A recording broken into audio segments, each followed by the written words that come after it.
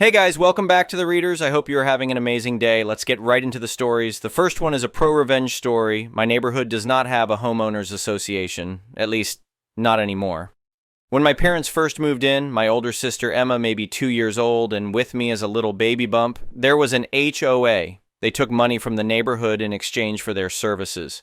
At first, and for quite a while, my parents just kind of shrugged it off.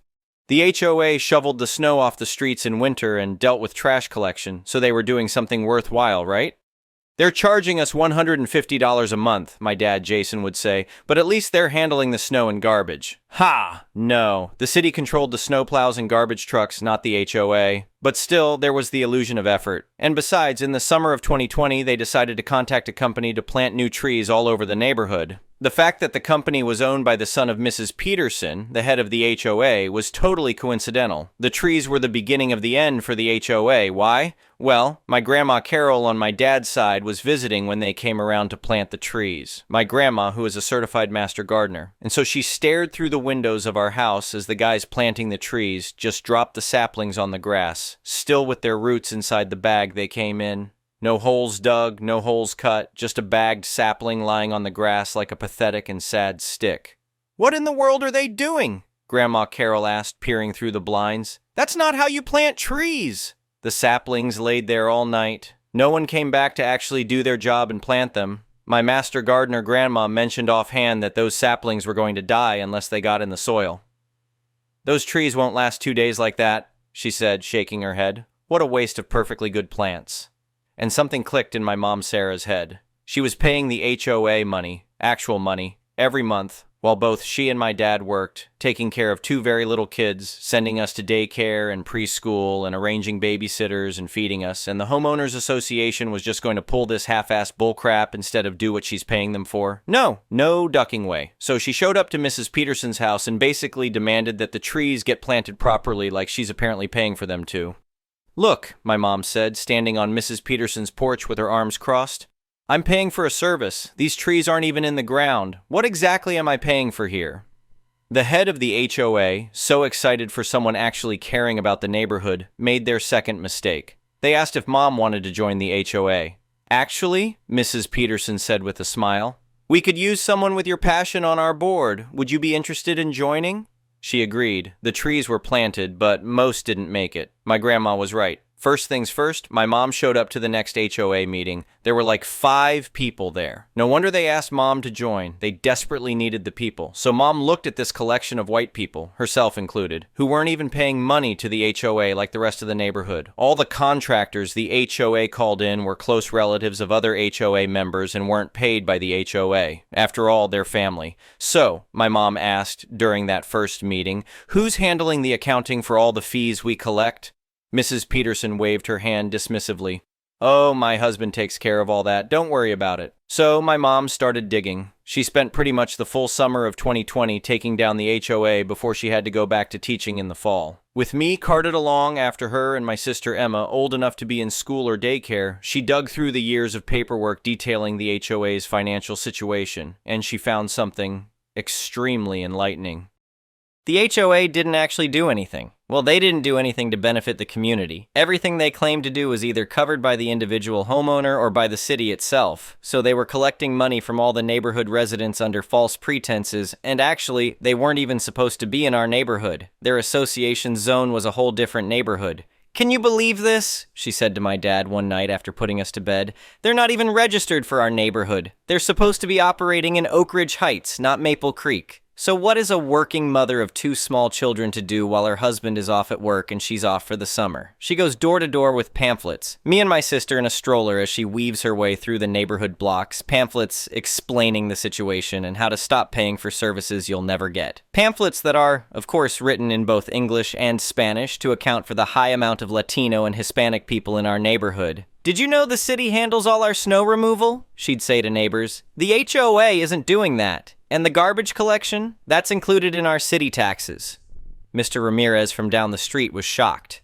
"We've been paying them for 5 years. For what?" And naturally she got a lawyer and an accountant. It put a major dent in her pocket, but if it meant the entire neighborhood wasn't exploited for money each month, it was worth every penny. Another HOA member, Miss Taylor, helped her sift through the documents and data and pass out pamphlets and encourage people to show up to the meetings, but had to back out because of work-related reasons. "I wish I could do more," Miss Taylor told my mom. "This is important work, but my boss is threatening to fire me if I take any more time off." "Don't worry," my mom assured her. "You've done plenty. I've got this from here." My mom rolled up to the courthouse, flanked by the lawyer and accountant. Her kids safe at home with her husband and had more than enough evidence to get the Homeowners Association the duck out of her neighborhood, expose the fraudsters for the frauds they were, and make sure that no HOA would ever push their luck in our neighborhood. "Your Honor," her lawyer said in court, "we have documented evidence that this HOA has collected over $350,000 from residents while providing zero services, operating outside their jurisdiction, and funneling contracts to family members." Mrs. Peterson's face turned white as a sheet. "It's been almost 5 years, and no one's even tried making another homeowners association in our neighborhood." The next one is an entitled people story. I never thought I'd be the kind of person to pull the rug out from under an entire company, but here we are. This story starts about 8 years ago when I was working as a senior engineer at a mid-sized tech firm. I had this idea for a proprietary algorithm that could drastically improve data processing speeds for industrial automation systems. It was niche, but incredibly valuable for manufacturing companies. I spent countless nights and weekends developing this algorithm. The company I worked for at the time had zero interest in it. They were focused on consumer products and told me my project was too specialized and wouldn't generate enough revenue. Fair enough. So I did what any reasonable person would do. I filed for the patent myself, using my own money and time. The patent office approved it, and suddenly I had something valuable on my hands. That's when I met my future business partner. He was a sales guy with connections in the manufacturing industry, and he saw the potential immediately. We started a small company together, just the two of us at first. I held the patents and handled all the technical development. He brought in clients and managed the business side. We made a handshake agreement. I owned the intellectual property, he handled sales, and we'd split profits fairly. We even had it drawn up by a lawyer to make it official. The company grew steadily over the years. Within 3 years, we had 15 employees and contracts with some major manufacturing firms. The algorithm I developed became the backbone of everything we did. Every product, every service, every solution we sold was built on top of my patented technology. I made sure the patent paperwork was airtight too. I wasn't naive about business, and I wanted protection in case things ever went south. Then my business partner got sick, cancer. It was sudden and aggressive, and within 6 months, he was gone. I was devastated. He wasn't just my business partner, he was a good friend. His family inherited his shares in the company, which was about 40%. I still held my shares plus the patents, but I needed someone to handle the business operations because that wasn't my strength. That's when Karen entered the picture. She came highly recommended from one of our board members. She had an MBA from a prestigious school and a resume that looked impressive on paper. Karen interviewed well, talked a big game about scaling companies and maximizing shareholder value. The board loved her. She was brought on as CEO while I remained as CTO and continued my technical work. The first few months were fine. Karen seemed competent enough, and she left me alone to do my work. But slowly, things started to change. She began making decisions without consulting me, even on technical matters. She hired a bunch of new people, mostly her friends from previous companies, and suddenly the company culture shifted. It became very corporate, very focused on buzzwords and quarterly targets. Then the demands started. Karen called me into her office one day and told me she wanted to restructure my compensation. She said my salary was too high for a CTO and that I should be working harder to justify my position. Mind you, I was the guy who created the core technology that the entire company was built on, and I still held the patents. But she seemed to think that because she was CEO, she could just dictate terms to everyone. When I pointed out that I was also a major shareholder and the patent holder, she waved it off. She actually said something like, "That's ancient history. We need to focus on the company's future, not dwell on past contributions." Past contributions. As if the algorithm running through every single one of our products was some relic. I decided to let it slide.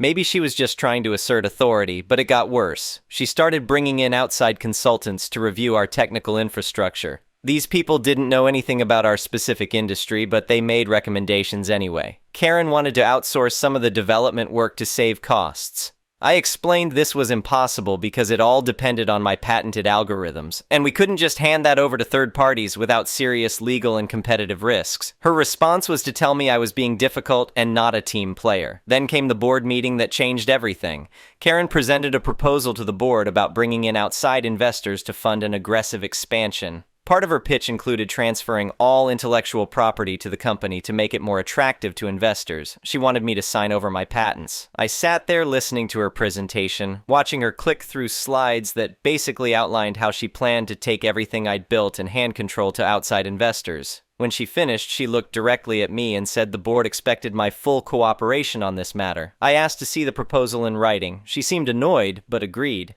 A few days later, I received a formal document demanding I transfer all patent rights to the company in exchange for a modest one-time payment and some stock options that would be diluted to nothing once the new investors came in. The document also included a clause that I would continue working as CTO under a new employment contract with reduced compensation and no special treatment for being the original founder. This is where the malicious compliance comes in. I read through that document very carefully. I had my lawyer read through it too. The document stated that if I refused to cooperate, I would be considered in breach of my fiduciary duties as an officer of the company. It demanded a response within 2 weeks, so I responded, in writing, very formally. I stated that I would be happy to comply with the company's request to clarify the intellectual property situation. I agreed that it was important for everyone to understand exactly who owned what. Therefore, effective immediately, I was exercising my rights as the patent holder to revoke the company's license to use my patented technology. You see, when we started the company, I had granted the company a license to use my patents. It was a generous license with very favorable terms because I co-owned the company. But I had made sure, with my lawyer's help, that the license agreement included provisions that I could terminate it under certain circumstances. One of those circumstances was if there was a fundamental change in the company's ownership structure or if someone tried to force me to transfer the patents against my will. Karen's proposal triggered both conditions. I sent my formal revocation notice to the company, the board, and our corporate lawyer. I stated that the company had 14 days to cease all use of my patented technology. I was very clear. They could no longer manufacture, sell, or service any products that utilized my algorithms, which was, of course, everything the company did. I also resigned from my position as CTO, effective immediately, which I had every right to do since they wanted to change my employment terms anyway. The response was immediate and panicked. Our corporate lawyer called me within an hour. He tried to explain that this would destroy the company. I calmly explained that I was simply complying with the company's request to clarify the intellectual property situation. They wanted everything formalized and clear-cut. Well, now it was crystal clear. I owned the patents, and they had no right to use them. Karen tried to reach me multiple times. I didn't answer. She sent increasingly frantic emails. The board scheduled an emergency meeting. I didn't attend. Then the clients started calling. Word got out fast in our industry. Within a week, 3 of our biggest clients suspended their contracts. They had done their due diligence and discovered that the company no longer had legal rights to the core technology that powered their systems. They weren't going to risk getting caught in a legal battle or having their operations shut down. The board meeting that followed was apparently a complete disaster. I heard about it through the corporate lawyer, who called me begging to negotiate. Karen had assured the board that my patents weren't essential, that the company had developed enough proprietary add-ons that they could continue operations. She was wrong. Very wrong. When the technical team tried to develop workarounds, they discovered that every single product line depended fundamentally on my core algorithms. There was no way around it. You can't just replace the foundation of your entire technical infrastructure in a few days. The investors Karen had been courting pulled out immediately. Who wants to invest in a company that doesn't own its core technology and is losing clients? Within 3 weeks, the board held another emergency meeting. This time, they invited me. I showed up with my lawyer. The mood in that conference room was grim. Karen sat at the head of the table looking like she'd aged 10 years. The board members looked exhausted. They'd been dealing with client complaints, investor questions, and the very real possibility of the company collapsing. The chairman of the board got straight to the point. They wanted to negotiate a settlement. What would it take for me to restore the license and come back? I had my terms ready. First, Karen had to go. Non-negotiable. Second, I wanted a new contract that gave me guaranteed control over all technical decisions and proper compensation as both a founder and patent holder. Third, any future changes to the company's ownership or structure required my explicit approval. Fourth, my patent rights would be permanently protected and could never be challenged or transferred without my consent. There was some back and forth, but they didn't have much choice. Karen tried to argue, tried to save her position, but the board had already made their decision. She had nearly destroyed the company in less than a year. They offered her a severance package to leave quietly. She refused at first, threatened legal action, made all sorts of noise about wrongful termination, but her lawyers eventually explained reality to her. She had no case. I had acted within my legal rights, and her attempt to force me to transfer my patents had been what triggered the whole situation. She had created this mess through her own arrogance. Karen was gone within a month. I came back to the company, this time with ironclad protections. We hired a new CEO who actually understood that you don't try to steal from the person who built the foundation of your entire business. The company recovered, though it took time to rebuild trust with clients and partners. The best part? After Karen left, several employees told me they were relieved. Apparently, she'd been making everyone miserable with her corporate nonsense and had already driven away some talented people. Her departure improved morale more than anything else could have. I learned a valuable lesson from all this. Always protect your intellectual property, always get things in writing, and never let someone bully you into giving up what's rightfully yours. Karen thought that being CEO meant she owned everything and everyone. She learned the hard way that titles don't matter as much as who actually holds the patents. The company is still running today, more successful than ever. And I make sure that every new employee understands the story, at least the basics of it. Not to brag, but to remind everyone that respect and fairness matter more than corporate politics and power plays. Karen, wherever you are now, I hope you learned something too, though honestly, I doubt it. The next one is a petty revenge story. This past winter, my brother was at the local library for about 6 weeks studying for an important exam, ship's officer. He goes there to rid himself of distractions, video games, and it helps to keep him focused, he says. He sits in the back of the library, which overlooks a small park, a small river. Beautiful view. There's a rotating group of nerdy guys, incel type if I'm being less diplomatic, who hang out all day in this section, and my brother has made casual friends with them. Well, there's a local contractor who comes by 2 times daily and does business over the phone in this area. I guess he likes the view as well. Trouble is, he does not do it quietly. My brother is trying to study, but keeps getting interrupted by this guy answering his phone. Romano Construction, or, hey, Mr. Smith, Mike Romano, Romano Contractors. Names have been changed. My brother asked him to keep his voice down, which worked the first few times until Romano got tired of this kid bothering him. My brother switched to asking the front desk to handle it, but they got tired having to constantly do this, and Romano would just quiet down until the librarian would leave. The nerdy guys told my brother he'd been doing it forever. They were used to it. Finally, my brother spent a week humbly and politely asking this guy to please lower his voice or take his calls out in the lobby. He made it a point to be very polite and stress that he was trying to study. Romano seemed to sense his weakness and doubled down on the attitude with replies like, "Kid, go back to your books." And, "I told you before, I ain't got time for you." My brother had set up his laptop to record all this. After a week or so of this, he put together a 3-4-minute video of their exchanges and posted it on 6 different Facebook groups about our town. He made sure to make it public so it could be shared. It was a hit. A couple hundred comments and dozens of shares. His poor wife was tagged in several of the posts, and several people posted it to his Facebook company page. All those posts were quickly deleted. Best of all, it was discovered that he'd been booted from the local Dunkin' Donuts for this same kind of behavior. Hell, one of the FB group's jerks of our town made him their profile picture. We're in a smaller city, 40, 50,000 pop, and no shortage of Karens, so poor dude got it with both barrels. For about a week, anyways. My brother told the nerd group what he'd done and to have their phones ready for when he returned. They all loved the video. He was like a rock star for a couple days. About 4 days later, Romano finally came back to the library. My brother held up his phone, as did 3 of the others. Romano was hot, but checked himself when he saw he was being filmed by several people. He was not apologetic. He just kept repeating that brother has affected his business and he was just trying to conduct business and needed a place to conduct business, etc., etc., etc. My brother said, "I think you owe all of us an apology."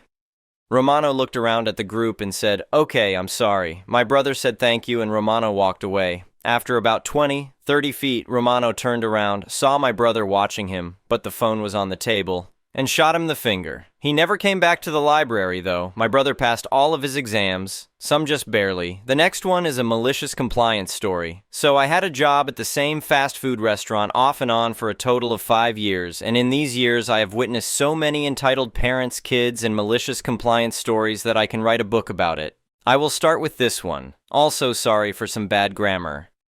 Some backstory. I started my job the same moment the restaurant was set up, so in these years I got to know a lot about the company itself and knew most of the locations.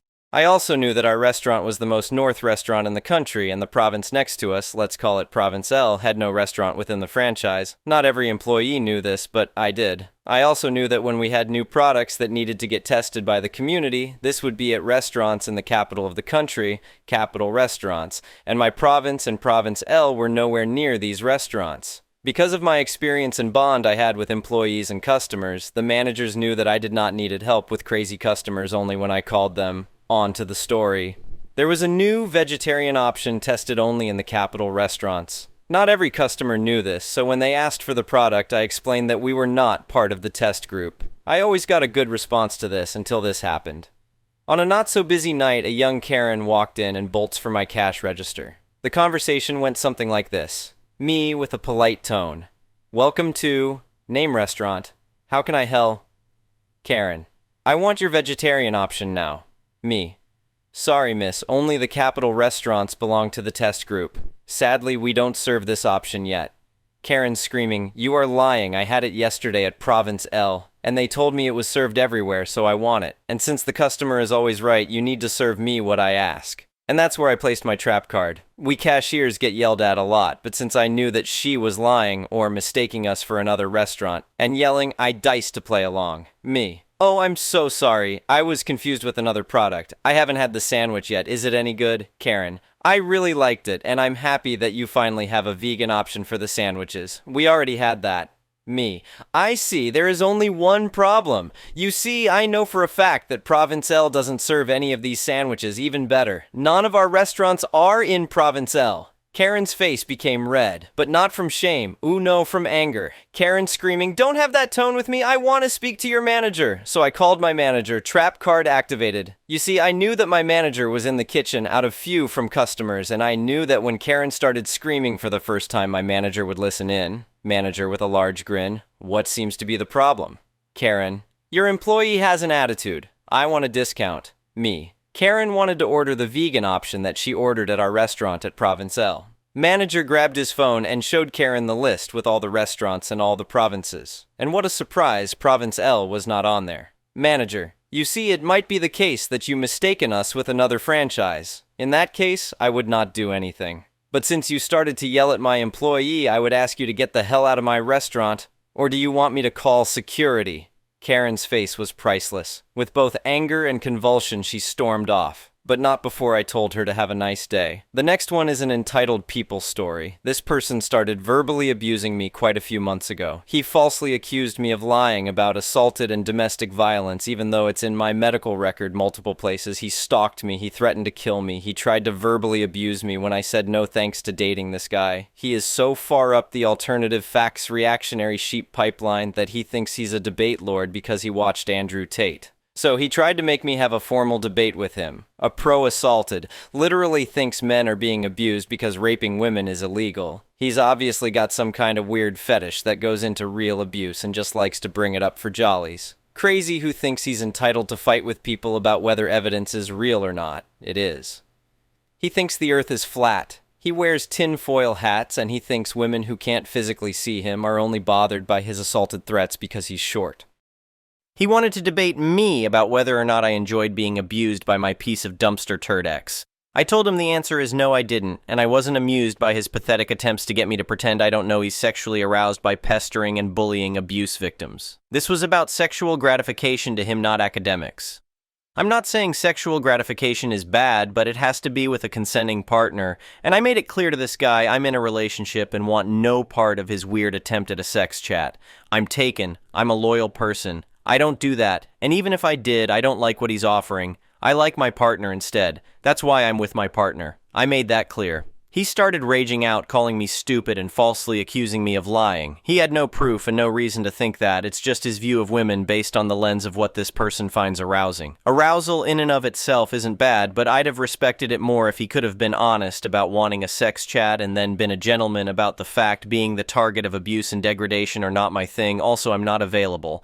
But being honest means he'd have to open himself up to the possibility of having an honest response sent back to him that isn't what this guy might have hoped, like the one I gave, I'm taken, I'm not into your kink, etc. So instead, he tries to get me to play dumb and let him wrap the whole scenario up in what he falsely assumed to be plausible deniability. He doesn't not stop. He's verbally abusive to me about living through a domestic battery. I take his messages to other people and they tell me he's clearly an abuser and seems potentially physically violent toward me. I asked men as well as women, mostly men, including my dad. They read the whole thing. He got so mad at me for being honest that his behavior seems really hateful and too aggressive for what's going on. He deleted some of the posts after I mentioned showing my father and some loved ones, people I trust, that he took some of the worst posts off his account, then tried to convince me I'd imagined they were there and thought he could get my ego by calling me stupid some more for noticing the difference. The fact he used kind of a dirty trick is the least of the reasons why I don't like him. I'm more insulted he assumed I'm so egotistical I'd pretend to not notice for the approval of somebody like himself, who I consider morally and intellectually inferior in every way. He once told me my math problem had too many numbers in it, then didn't get the joke when I told him his lies have too many words in them.